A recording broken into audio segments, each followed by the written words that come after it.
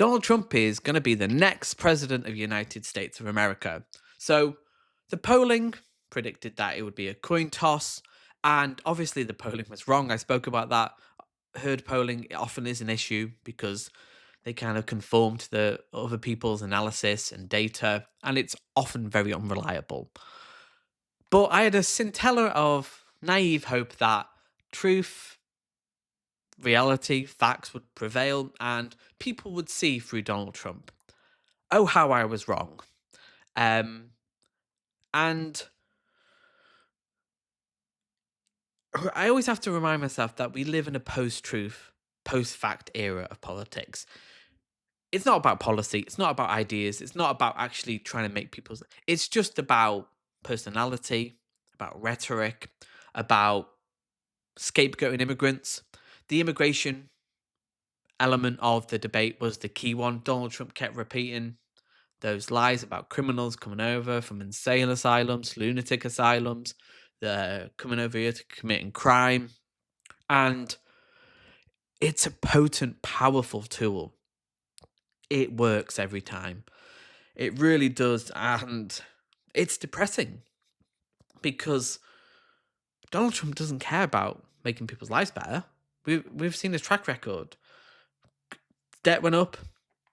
People's lives weren't better. He says that no wars happened under Donald Trump. Yeah, purely by accident. Who's to say? There's going to be so many problems now with Ukraine, but I'm going to talk about that tomorrow in my live stream. But my real question, and I can't get my head around it, is that how can so many people vote for a 34-time convicted felon, a man who's been accused at least 26 times of sexual assault? He's been found liable for sexual abuse on a technicality. He clearly is a rapist by any definition of the term.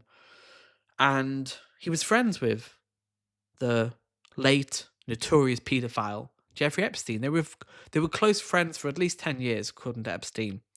And Trump went to his island on numerous occasions. And there's a lot of questions, a lot of evidence, and a lot of things to be revealed there with Donald Trump and Jeffrey Epstein. I truly believe that. Michael Wolff has done a lot of work on that, and I think he's maybe holding back some evidence about Trump and Epstein's relationship. But what makes somebody vote for somebody like that? Obviously, the DNC, the Democrats, are to blame ultimately because they didn't offer a better alternative. But the potency of the anti-immigration debate, the potency of demonizing immigrants, constantly repeating those lies, constant, just people on the right being constantly bombarded by the culture war, anti-trans, anti-immigration, just drip-fed every day for years, especially in America, constantly. It's a constant 24-hour news cycle of just immigrants are doing this, crime is going up, look at this woke, and they start believing it because, I mean, I even heard someone wrote in my comments the other day saying that echo chambers are a good thing. I just don't think they are on either side, really, but certainly not on the right because they are being fed so many lies and so many misrepresentations and so many exaggerations about crime rates and immigration and the threat.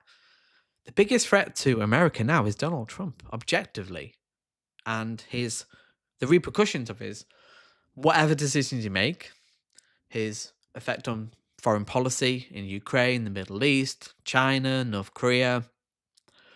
There's so many questions to ask about what is he going to do. I think the rhetoric will calm down now, especially now that he's pretty much won definitively. I think if it was closer, there would be a bit more, uproar and chaos. But I think now he's in power, he will calm down a little bit. And it's a question of now, what is he going to do? What can he get away with?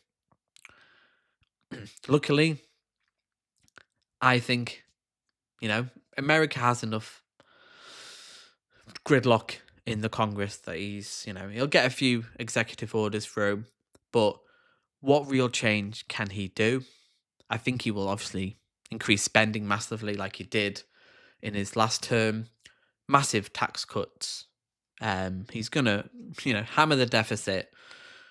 But I think it's going to be big questions about foreign policy, the culture war. If he's got JD Vance in his ear, what's he going to be kind of encouraging? And I think it's going to be different, but how different?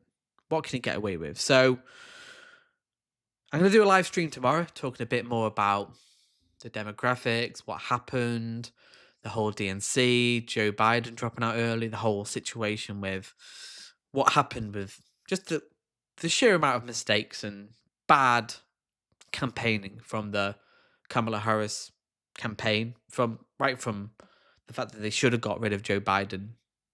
He should have just been a one-term president. But I'll talk about that more tomorrow.